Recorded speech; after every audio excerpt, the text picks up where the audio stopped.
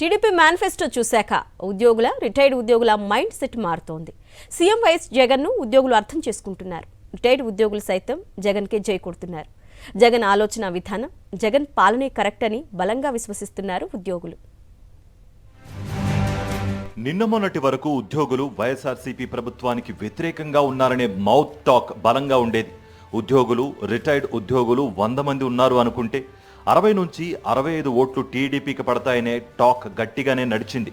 కానీ Chandrababu manifesto release చేసిన తర్వాత ఉద్యోగులు, రిటైర్డ్ ఉద్యోగుల ఆలోచనలో మార్పు రావడం మొదలైంది. వైఎస్ఆర్సీపీ మేనిఫెస్టోను, టీడీపీ మేనిఫెస్టోను పక్కన పెట్టి బేరేజ్ వేసుకున్నారు ఉద్యోగులు. ఇప్పటి వరకు ఉద్యోగులు ట్యాక్సులు కడితే జగన్ పేదలకు బటన్ నొక్కి డబ్బులు పంచుతున్నాడని టీడీపీ దుష్ప్రచారం చేసింది.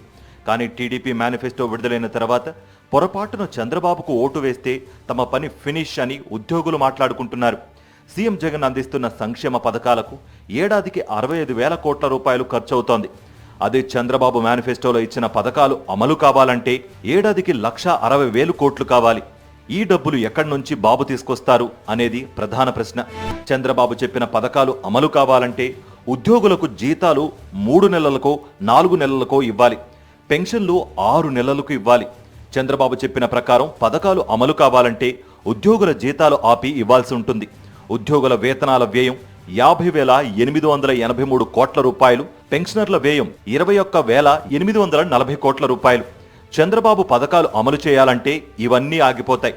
ఉద్యోగ సంఘాలు అడగకుండానే సీఎం జగన్ 12వ పీఆర్సీ అమలు చేశారు.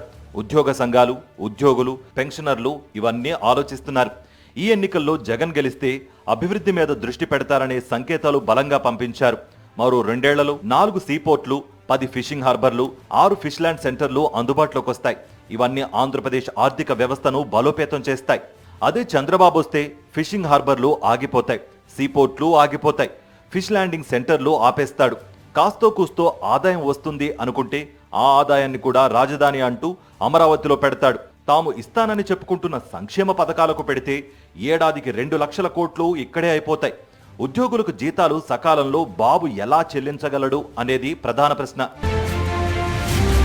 అంతేకాక జగన్ తన పాలనలో చేపట్టిన సంక్షేమ పథకాలు కళ్ల ముందు కనిపిస్తున్నాయి. విద్య, వైద్య సంస్కరణలతో ప్రజలు సంతోషంగా ఉన్నారు. చాలా మంది ఉద్యోగులు కూడా భవిష్యత్తును దృష్టిలో పెట్టుకుని జగన్ అడుగులేస్తున్నారని చెప్తున్నారు. అంతేకాక మేనిఫెస్టోలో ఉద్యోగులకు వారి సొంత జిల్లాల్లోనే ఇళ్ల స్థలాలు, వారి పిల్లలు విదేశాల్లో చదువుకోవాలి అనుకుంటే 10 లక్షల వరకు వడ్డీ లేని రుణం, 25,000 లోపు వేతనం పొందే ఉద్యోగులకు ప్రభుత్వ పథకాలు ఇస్తానని జగన్ మేనిఫెస్టోలో పెట్టడంతో ఉద్యోగుల్లో జగన్ మీద సానుకూల దృక్పథం ఏర్పడింది. అంతేకాకుండా మోదీ బొమ్మ లేకుండా మేనిఫెస్టో రిలీజ్ చేయడం, చంద్రబాబు పథకాలతో తమకు సంబంధం లేదని బీజేపీ నేతలు బాహాటంగానే ప్రకటిస్తుండడం ఇవన్నీ ఉద్యోగులను ఆలోచనలో పడేశాయి.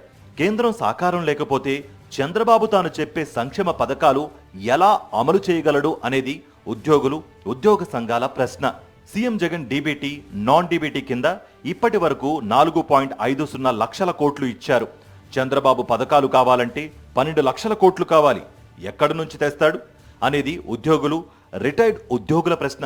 అంతేకాదు బాబు జీవో నంబర్ 117 రద్దు చేస్తానని చెప్పడం కూడా ప్రభుత్వ టీచర్లలో ఆందోళన నెలకొనేలా చేసింది. ఎందుకంటే ఈ జీవో రద్దు చేస్తే ఉద్యోగులను తీసేయవచ్చు, నియామకాలు ఉండవు. ఇది చంద్రబాబు ఇచ్చిన మెగా డిఎస్సి హామీకి పూర్తి వ్యతిరేకం. వైఎస్ఆర్సీపీ మేనిఫెస్టో రిలీజ్తో మొదలైన ఉద్యోగుల ఆలోచనలు టీడీపీ మేనిఫెస్టో రిలీజ్తో పూర్తిగా జగన్కు సానుకూలంగా మారాయి. దీంతో అర్బన్ ఏరియాలో వైఎస్ఆర్సీపీ గ్రాఫ్ ఒక్కసారిగా పెరిగింది. రాష్ట్రం గురించి, పిల్లల గురించి, భవిష్యత్తు గురించి మంచి మనసుతో మనది, మనందరం ఒకటే అని నమ్మి ఆలోచనలు చేసే ఉద్యోగులు జగన్ను నమ్ముతారు, ఆయన్ను విశ్వసిస్తారు, ఆయన బాటలో అడుగులు వేస్తారు, మార్పులో భాగస్వామ్యులవుతారు.